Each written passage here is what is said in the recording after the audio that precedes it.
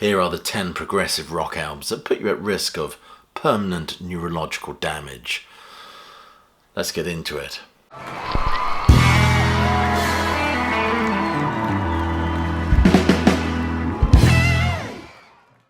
There are those of us that view progressive rock as the very epitome of musical and conceptual sophistication, pushing boundaries, so to speak, this wonderful complex cross-pollination of musical form. Yet there are those that see it as a lot of twee concepts and endless, aimless, superfluous noodling with capes. The poet Gwen Harwood said, "Words cannot express, as music does, that unsayable grace which cannot be defined." Well, if we need music to express that unsayable grace, maybe we need 20-minute keyboard solos. Who knows? Anyway, enough of this piffle. Here are 10 progressive rock albums that are guaranteed to melt your brain. Let's get into it. Number 10 is Arthur Brown's Kingdom Come and Galactic Zoo Dossier from 1971. Kingdom Come were so far ahead of their time, nobody really knew what to make of them, especially after they jettisoned the incendiary psychedelia of the crazy world of Arthur Brown. This had been, according to AllMusic, jettisoned for a darker excursion into modern early progressive rock. We get a very carnivalesque classic jazz feel to this music. And the real difference in the arrangements, I think there's a greater emphasis on the guitar. The music was far gloomier and more obtuse, I think, very much in keeping with the start of the 1970s, all topped off with Brown's histrionic vocal style. We get this exploration of inner and outer philosophical space with strange titles like Internal Messenger, Brains, Galactic Zoo and Space Plucks. It says it all, doesn't it? Nevertheless, this crazy album may be unnerving, but it's a compelling listen. Number 9 is Egg and the Polite Force from 1970.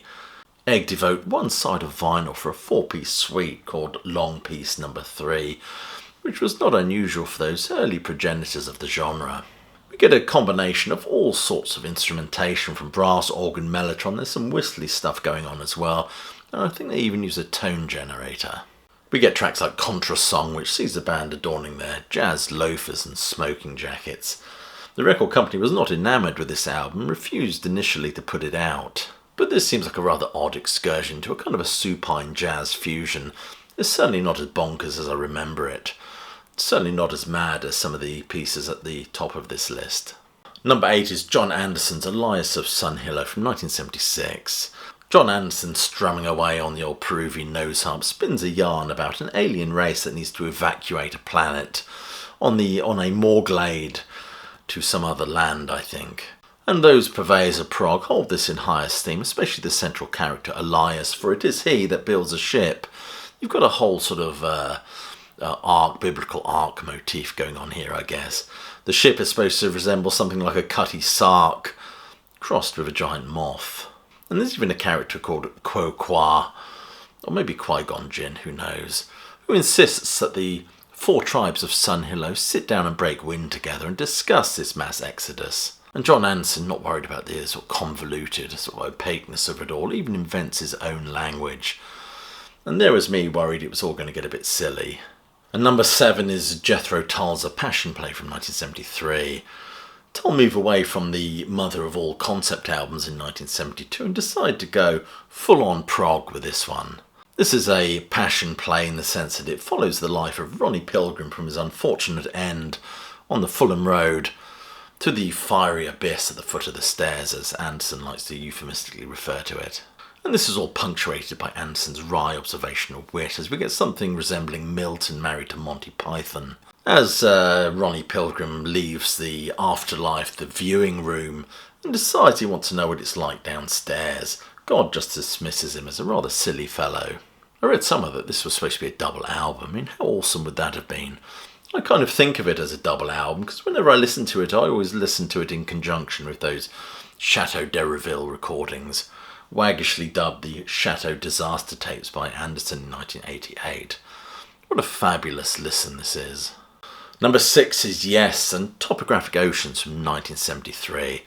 This sprawling oceanic concept album, see what I did there, was based on a footnote in the autobiography Yogi by Paramahansa Yoganandi, and it contains 4 sides of vinyl, each one a meditation on an individual Shastra, only in the 1970s, eh? One waggish critic has described this as a journey into the heart of dullness. But we do see this beautiful mapping out of a spiritual journey. We get the revealing what is heard, the remembering what is remembered, ancient of ancient times, and ritual, of course, about rites and traditions. For many, this is the epitome of everything that's wrong with progressive rock, this bloated, over-considered concept and music. Even for Yes fans, many find this album in the band's catalogue a bit challenging, kind of where the band all goes to sea, so to speak. They went to sea in a sieve they did, in a sieve they went to sea. Nevertheless, I just love drifting away on this album and lose myself to its sonic depths. Number 5 is Emerson, Lake and Palmer and Tarkus from 1971, and it's the title track really that warrants our attention. Grandiose keyboard sections rubbing against the mellifluous vocal of Greg Lake, almost providing counterpoint to the battle that's metaphorically represented in the clatter and shrapnel-inducing frenzy of Carl Palmer's drumming as the Tankadillo manoeuvres itself across the battlefield. Wow, I mean, how prog is that? This madness, of course, predates Genesis' Supper's Ready, and Yes is close to the edge by 1 year, and is very much in keeping with the spirit of the age, as the music attempts to breathe life into this mind-buggering concept. Interestingly, Jazz Music Archives describes the number as an unpleasant mishmash of half-baked ideas, but I find it a thrilling and surreal excursion. Number 4 is King Crimson, Lark's Tongues in Aspic from 1974. This sound specifically incorporates rhythmic and polyrhythmic motifs in this bizarre clatter of prog. This is a transitional album, but then I think all King Crimson albums are sort of transitional albums. You know, we get that roar of the opening track from 1969, 21st Century Schizoid Man. The track, of course, that had Mick Jagger sweating like a glass below his arse in Hyde Park. To their 80s catalogue, which I'm not as familiar with, I'll be honest with you. This is a masterful sonic tapestry comprising of intricate music and a whole cacophony of clattery percussive bits, including charming bells and twittering birds, believe it or not. I think we have to doff our cap to the brilliance that was Jamie Muir at this point. Bill Bruford said that this lineup of King Crimson was brought together by a fortunate and benevolent spirit. I suspect he'd been partaking of some crumbs from John Anderson's cookie jar. But as wonderful as this album is, it's a bit... it's a challenging listen. Let's leave it there. Number 3 is Graaf Generator and Porn Hearts from 1971.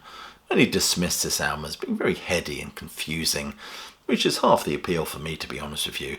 That 23-minute plague of lighthouse keepers, which one journalist said it makes King Crimson sound like the Ramones. The music on this album is vast, majestic and complex and completely bonkers. Time shifts and sharp deviations which will have you spilling your cocoa. The music critic John Miles has gone on to say that it sounds like music authored by a complete genius locked away in an insane asylum. And it's hard to disagree really, but this album is made up of 3 pieces, I believe, all employing what I call this disharmonic energy. It has a lot in common with King Crimson. It's no wonder Robert Fripp got involved. Number 2 is Octopus by Gentle Giant from 1972. Baroque counterpoint, harmonies, medieval flourishes and even some funk and hard rock. Some have suggested it feels like the bastard progeny of Frank Zappa and the Mothers and William Byrd. And any band that references Francois Rabelais is okay in my books. We see diverse and intricate instrumentation, polyphonic voices in the opening track, which is absolutely fascinating to listen to. Not to mention the band's use of rhythmic suspension, which apparently is where the note is stretched across the beat, which just creates a jarring and unsettling feel.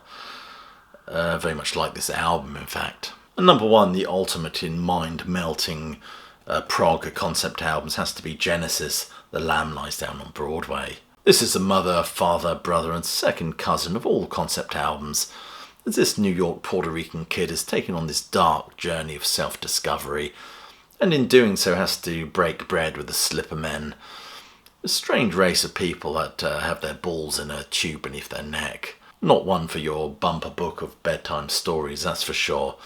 And he's then, he becomes corrupted by them and is transformed into this prog rock bum grape. The only answer, of course, he has to have his cock removed by Dr. Diaper. And just as he's trying to retrieve his member, a huge bird swoops down, grabs it and flies off with it. Isn't it always the way? The music on this is absolutely wonderful. I even like sides 3 and 4, the mad stuff. I just try not to think too much about the narrative as it has you pounding the pavements at 3 AM in the morning. Well, there you are. That's 10 prog albums that well melt your brain if you listen to them too often. If you enjoyed this video, please do share it and click like, subscribe and check that notification. But I think we've done all this, haven't we? So I'll just leave you with my closing salvo, which is hope you're well, staying safe, and of course that you keep listening.